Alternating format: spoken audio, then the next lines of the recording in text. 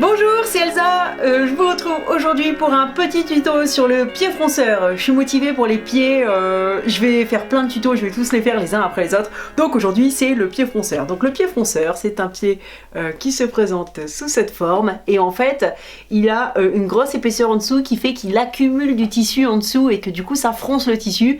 Donc je vais vous montrer comment on fait pour s'en servir et comment on peut froncer plus ou moins. Et comment on peut faire pour coudre un tissu non froncé sur un tissu froncé et comment on fait pour calculer de quelle quantité de tissu on a besoin parce qu'on en a forcément besoin de beaucoup plus puisqu'après elle est froncée donc elle est toute réduite. Voilà, c'est parti pour le pied fronceur. Donc déjà on va commencer par l'installer. Donc contrairement à la plupart des pieds du coffret, je vous avais parlé du coffret que j'ai, le coffret avec les 32 pied de biche, donc contrairement aux autres pieds du coffret, celui-là il n'a pas de petite attache au dessus, donc on va devoir en fait dévisser un petit morceau de la machine à coudre, voilà, et pour y mettre ce petit pied, voilà. J'espère que ça fonctionne avec toutes les machines à coudre, normalement dans la plupart des cas ça marche, mais bon, sait-on jamais. C'est parti! Alors, on va enlever le pied de biche classique et on va se munir d'un petit tournevis pour dévisser cette petite vis sur les côtés. Voilà, on la met de côté et on place à la place donc le petit pied. Donc voilà, moi il faut que je dévisse un peu plus.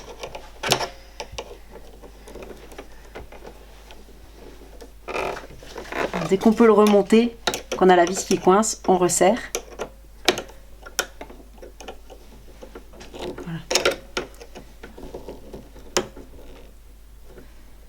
Et il est installé, voilà, c'est bon.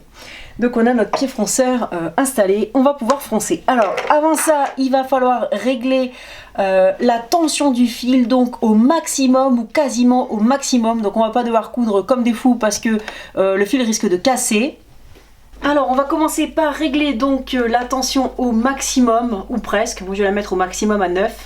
Le zigzag il est sur 0. Et on va jouer en fait avec la largeur du point. Donc on va essayer avec plusieurs largeurs. Donc on peut faire avec une toute petite largeur de point, un point plus grand, on va voir la différence. Là, je commence à 2. Et on va voir comment ça fronce avec un petit morceau de tissu. Là j'ai mis la longueur de point à 1,5. Donc c'est parti, on fronce.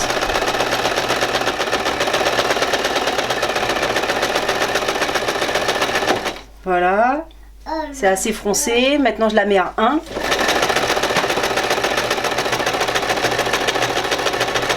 Donc là c'est moins foncé et je la mets maintenant à 4. Donc là c'est extrêmement foncé. Vous voyez, vous avez vu selon la largeur de point, en fait ça change. Hein. Là au début, là le point c'était juste un point à 1, là à 4. Voilà, donc en fait ça dépend, vous pouvez jouer avec la longueur de votre point et donc le fronçage il sera différent. Et si après vous voulez froncer en plus, vous pouvez tirer sur le fil de canette et comme ça on peut encore plus froncer si on veut, quoique c'est quand même un petit peu difficile parce que comme la tension du fil elle est vraiment forte, c'est pas forcément la meilleure des solutions. Il vaut mieux régler la longueur du point. Alors regardez, donc selon la largeur du point, on a soit un tissu très froncé, soit un tissu peu froncé. Donc moi je vous conseille de faire des petits tests en fait pour voir ce que vous voulez.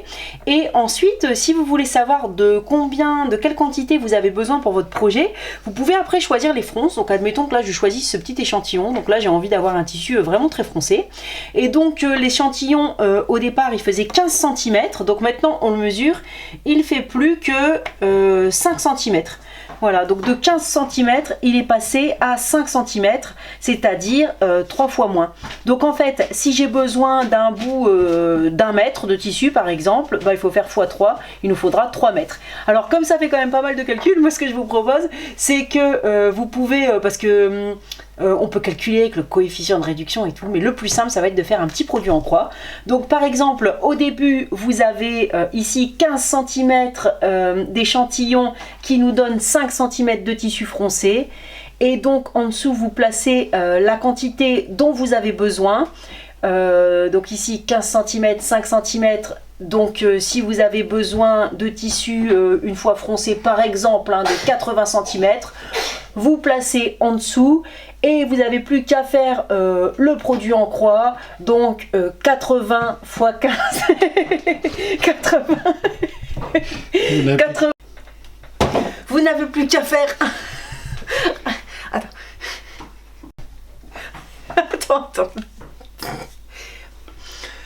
Vous n'avez plus qu'à faire un petit produit en croix, donc vous faites la croix et vous vous rappelez qu'on multiplie la diagonale, et donc là ça fait 15 fois 80 divisé par 5 et ça vous donne la quantité de tissu qu'il faut couper pour avoir après une longueur froncée à 80 cm. Voilà, donc du coup le produit en croix ça peut vous permettre de trouver la quantité de tissu dont vous avez besoin au départ. Voilà, donc il me reste à vous montrer une petite chose, c'est que avec ce pied en fait qui a une rainure à l'intérieur, on va pouvoir coudre directement le tissu froncé à un autre tissu qui ne va pas être froncé. Alors ça, moi je privilégie pour la décoration, les coussins, des choses comme ça. Après quand je couds les habits, je préfère en fait pour mieux contrôler les marges de couture et tout, d'abord froncer et après en fait coudre un tissu non froncé. Je trouve que c'est un petit peu plus précis comme ça, mais quand même ça peut être bien utile par exemple pour des coussins en faisant un petit froufrou tout autour ou ce genre de choses.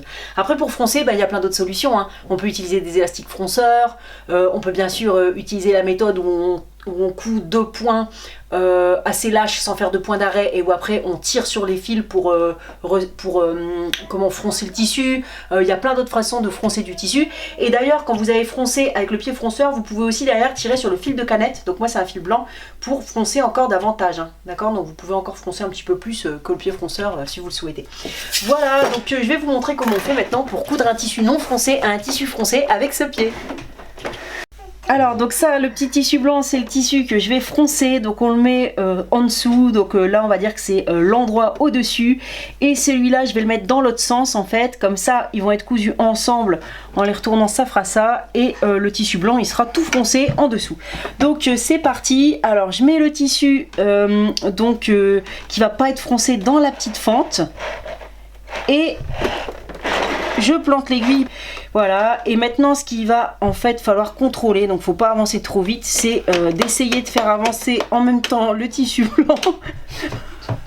C'est un tuto un peu chaotique. Le tissu blanc, il faut le faire avancer, donc il faut essayer de le tenir pour qu'il reste à peu près, pour qu'il reste droit même, carrément, ce serait mieux. Et donc celui-là, il avance pas à la même vitesse forcément, puisqu'il n'est pas froncé, celui d'en dessous il est froncé. Donc il faut bien le tenir pour qu'il reste dans le pied, voilà, jusqu'au bord. Donc c'est parti.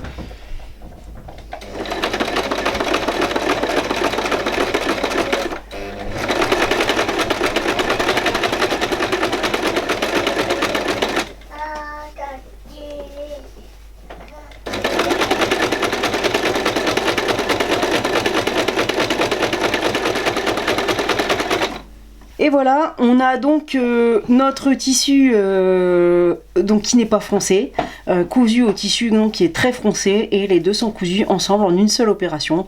Donc voilà, ça peut être bien pratique en fait, hein. Voilà. Même pour si on a confiance, si on a le coup de main après pour tenir les deux en même temps, même pour une jupe, hein, ça peut être pas mal d'avoir une jupe très froncée. Regardez, c'est bien, les fronces elles sont très régulières, et donc voilà. Voilà, j'espère que ce tuto vous aura plu et qu'il vous aidera à froncer des tissus. Donc c'est pratique quand on a des grandes quantités de tissus à froncer. Comme ça, on peut froncer au kilomètre. N'hésitez pas à faire des tests pour voir ce que ça donne pour les points, selon la longueur de poing avec votre machine à coudre. Pensez à régler la tension au maximum ou quasiment au maximum.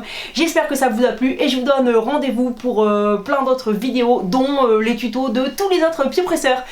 Bonne journée ou bonne soirée ou voilà, bonne création. À bientôt, salut. Tu dis au revoir, Erin. Au revoir.